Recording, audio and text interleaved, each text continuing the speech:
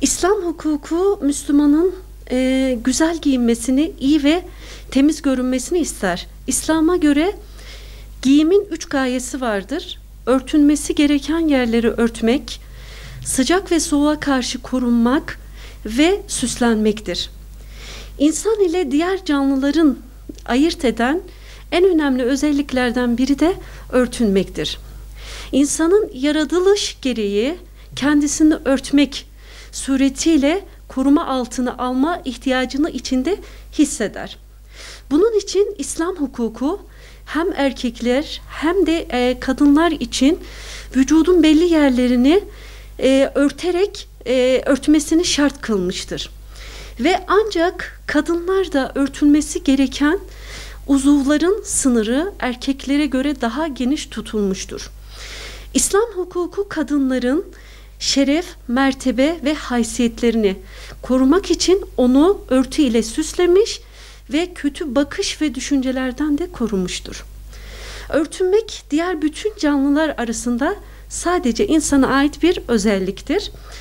Kılık kıyafette esas olan tesettürün sağlanmasıdır. Tesettür Arapçada setere kökünün mastarından olup sözlükte örtünmek, gizlenmek, bir şeyin içinde veya arkasında saklanmak anlamına gelir. Bilindiği üzere insanların fıtratında çekicilik, beğenme, beğenilme bakışları üzerinde toplama duygusu vardır. Bu duygu kadınlarda daha fazladır. Bu nedenle Müslüman bir kadının öncelikle fıtratında var olan bu özelliğin farkında olması gerektiğini bilmesi gerekiyor.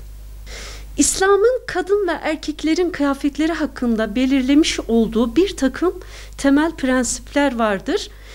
İslam'da kadınların kıyafetlerinin şu şartlara haiz olması gerekmektedir. Müslüman kadının elbisesi sık dokunmuş ve altını belli etmeyen kalınlıkta olmalıdır. Cildin rengini gösterecek derecede ince olan elbiseler kesinlikle İslam'ın öngördüğü ve tasvip ettiği bir elbise şekli değildir. Evet, İslam nazarında giyilen kıyafetlerin şeffaf ve dar olmaması gerektiği gibi aynı zamanda erkekleri dikkatini uyandıracak tarzda da dikkat çekici olmaması da gerekmektedir. Bilindiği üzere tesettürdeki asıl gaye kadının yabancı erkeklere karşı cazibesini gizlemek ve onda var olan çekiciliği, güzelliği karşı cinse karşı örtmektir.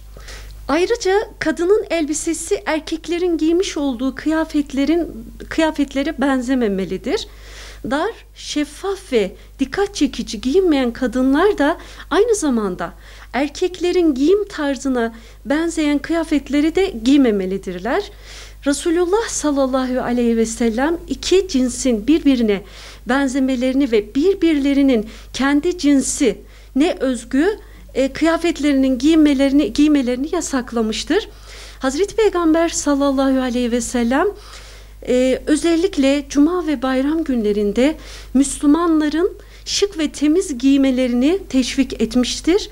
Ancak giyinme hususunda gösterişe kaçan ve kibirle elbisesini süreyeni uyararak kıyamet günü Yüce Allah kendini beğenerek ve büyüklük taslayarak eteğini kibirle süreyen kimsenin yüzüne bakmaz diye buyuruyor.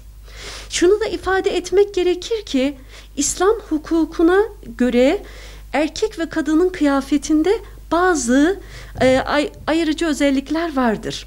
Mesela kadınların altın yüzük takmaları ve ipek elbiseler giymeleri de bir sakınca bulunmazken erkeklerin altın yüzük takmaları, ipek elbiseler giymeleri Hazreti Peygamber sallallahu aleyhi ve sellem tarafından yasaklanmıştır. Ayrıca Hazreti Peygamber sallallahu aleyhi ve sellem giyim, beden ve davranışlarıyla erkeğe benzemeye çalışan kadına veya kadına benzemeye çalışan erkeğe de lanet etmiştir. Müslüman kadının elbisesinin yukarıda saydığımız hususların yanı sıra Müslüman bir birey Ve Müslüman bir kadının hayatının her anında ve her alanında kibirli olamaz, kibre kapılamaz. Ne giyinişinde, ne yürüyüşünde, ne konuşmasında kibir ihsas eden bir davranışta da bulunamaz.